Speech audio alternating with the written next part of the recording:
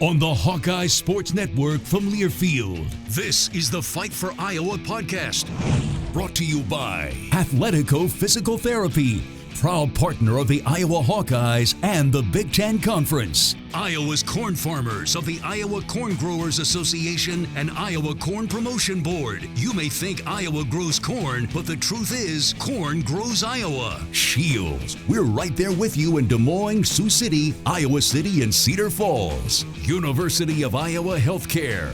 Changing medicine, changing lives. This is the Fight for Iowa podcast. Here's the voice of the Hawkeyes, Gary Dolphin.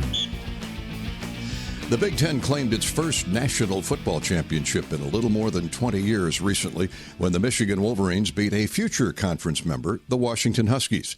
Washington, Oregon, USC, and UCLA start league play this fall.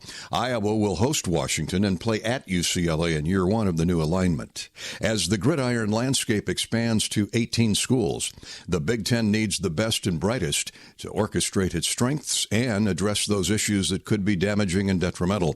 It all starts with football, and to oversee the sport that pays the bills for the rest, Conference Commissioner Tony Petitti has turned to a one-time star Hawkeye linebacker whose smarts inside the lines were just important as his brawn. A.J. Edds is in the spotlight on the Fight for Iowa podcast after this opening timeout. More of the Fight for Iowa podcast after this. When it comes to your health, you need the full picture. That means the right diagnosis and the right treatment right from the start. I'm Aaron Bowes, pediatric neurologist with University of Iowa Healthcare. Here, we're working together every day to advance medicine so you can get the best care. With more research, more clinical trials, and more treatment options than anywhere else in the state, the University of Iowa Healthcare is changing medicine and changing lives. Learn more at uihc.org. Something big is happening.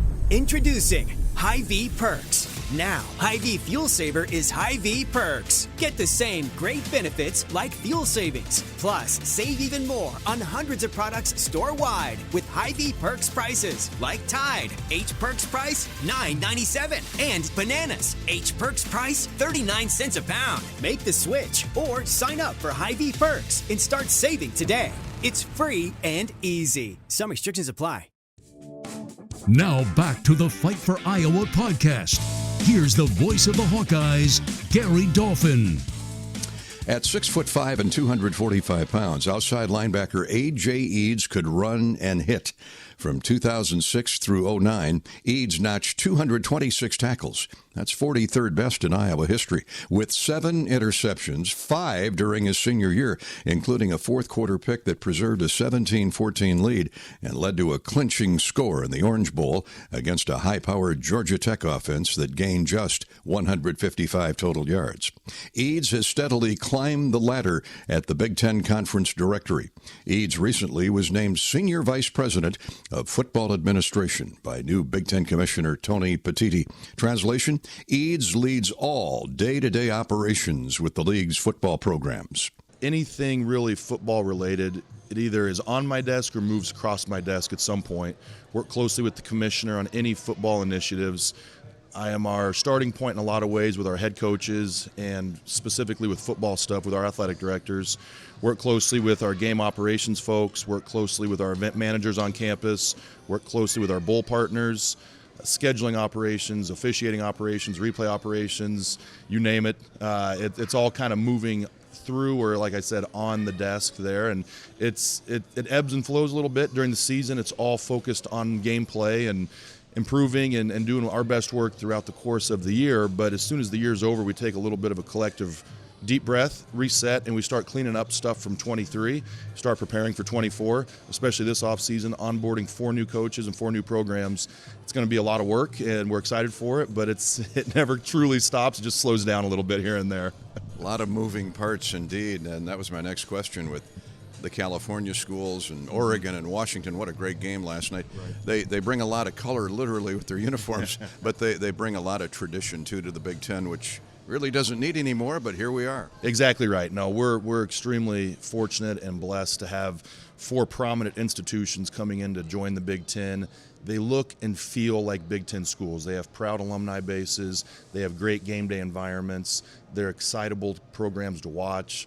You put those brands next to the 14 that exist, and all of a sudden it continues to be a world-class collection of athletic institutions, but most importantly, academic institutions.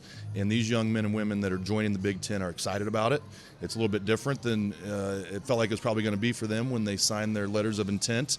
But from our conversations with the coaches and the support folks on staff and the student athletes themselves, folks are really excited. We certainly are extremely excited. We got our work cut out for us. The onboarding integration process is not easy. You got to really be diligent and insightful with it. I want to go back in your history, all Big Ten, all academic at Iowa.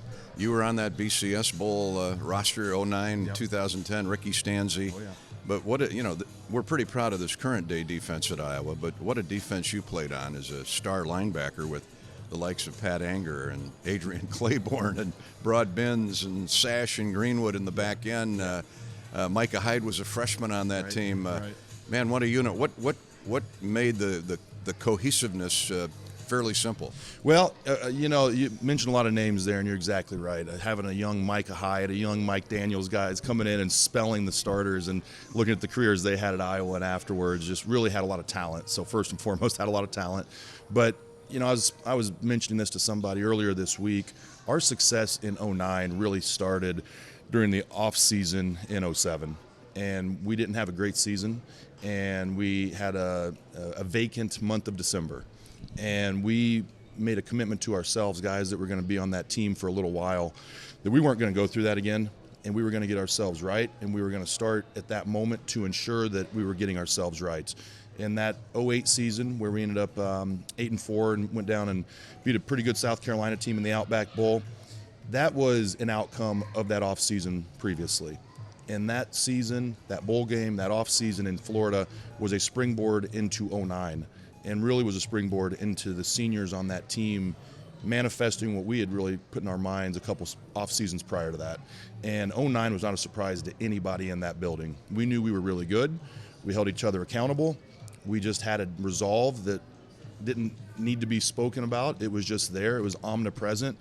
Guys like Pat Anger, not only holding themselves accountable, but holding their teammates accountable to do the hard stuff in the off season when the lights aren't bright, when nobody's really watching. But that's what you need in November to dig down and get wins. And so it was a long road of just daily accountability, blocking out the noise, having laser focus. And at the end of the day, and this helps me in my career now, is control the stuff that's within our control. You control your demeanor, your attitude, how you show up, what you do when you're there. There's a lot of things outside of our control. Let's not waste time and energy on that stuff. Let's focus on what we can do. And if we all do that, I'll be damned, we're going to have a pretty good chance here. And that's how it worked out. In just a minute, we'll continue our visit with the Big Ten's Director of Football Operations, former Iowa linebacker A.J. Edds. More of the Fight for Iowa podcast after this. You don't have to go to the game to get a game program. You can download it now by visiting the game day page on HawkeyeSports.com. That's right, the game program is now digital and it's free. So check it out. Get the roster, the stats, and fascinating stories about today's matchup. Just go to HawkeyeSports.com and click on Game Day. Hey, Hawkeyes fans, it's time to gear up for the season, so let's do it right. Jerseys, hats, hoodies, and more. Shields has everything you need to show your Iowa pride. Visit our fan shop online or in-store for the biggest and best brands in the game. You'll find the right gear to level up your team spirit with all the essentials for your pregame parking lot party. Shields, proud partner of Iowa athletics and football fans everywhere. Are aches, pains, or injuries keeping you on the sidelines? At Athletico, our movement experts are here to help you turn your setbacks into comebacks and create a personalized game plan for your recovery. With no prescription or referral needed, Athletico Physical Therapy is where your comeback story begins. Get started today by scheduling a free assessment at athletico.com. Proud partner of the Iowa Hawkeyes. Now back to the Fight for Iowa podcast. Here's the voice of the Hawkeyes, Gary Dolphin. Indiana native and former All-Big Ten linebacker A.J. Edds feels it was an easy decision when deciding on where to attend school. The connection to head coach Kirk Ferentz was immediate. Edds loved the campus and community and to this day cherishes the people of Iowa. 100%. I mean, I would say the reason. Coach Ferentz, his staff, the people of Iowa were what made the decision for me. My first opportunity to get to Iowa City and to be in the building, to meet Coach Ferentz and the men he had assembled on his staff and everybody in the building, not just the coaching staff, but the Rita Foley's of the world, people in that building that clearly had been identified by Coach Ferentz as either being on the team and on the boat, or if not, you're not going to be in the building. And all of that stuff just really resonated with me as a young guy that needed to go to a developmental program that was going to work, going to need to be pushed, was going to need to have a great strength and conditioning program, was going to need to go to a place with accountability that maybe wasn't the flashiest, but was awfully productive and awfully efficient in the way those results came to be in the entire Iowa demeanor. And truly, I mean that from the time we set foot, my parents and I, in the state, and we were in Iowa City specifically, it just felt different than everywhere else we went during the recruiting journeys all over the place. And it was the honesty, the genuineness, the accountability from Coach and everybody in his building that just stood out to me. And when the opportunity was presented to consider Iowa, it was a done deal for me. It was Iowa, and then it was everybody else. And it was the best decision I made. It was the best 4 years of my life. It was extremely impactful in my development, and I credit all that to Coach and the men he had around him on the staff and my teammates, guys that you learn a lot about yourself when you're exposed to 100 other guys on a daily basis. And that was no different for me, and just extremely fortunate, extremely beneficial development for me as a young man, and stuff that truly I carry from that football building into my daily life now that I think has been helpful in my maturation. And I know these young men sense that now, and they appreciate the opportunity in front of them. And the stuff that's helping these teams win are the same things that helped us win. And it's just refreshing to see that continuity over a long period of time. You don't have to recreate the wheel. There's a formula there, and if the DNA matches the formula, again, some pretty special stuff can happen. Some pretty special stuff happened to A.J. Edds at Iowa and beyond. Now at the top of the administrative ladder at the Big Ten Conference. More on Fight for Iowa after this. More of the Fight for Iowa podcast after this. To anyone passing through our state, fields and fields of corn might be what they see. But the people who call Iowa home know it's so much more. Corn is ethanol, a homegrown, renewable fuel. Corn is delicious pork, beef, poultry, and dairy. Corn is in 4,000 products we rely on every day. So yeah, our highway views are full of corn, and we're proud of it. Because corn grows Iowa. Show your support for Iowa corn farmers at iowacorn.org/fan of corn. Now back to the Fight for Iowa podcast.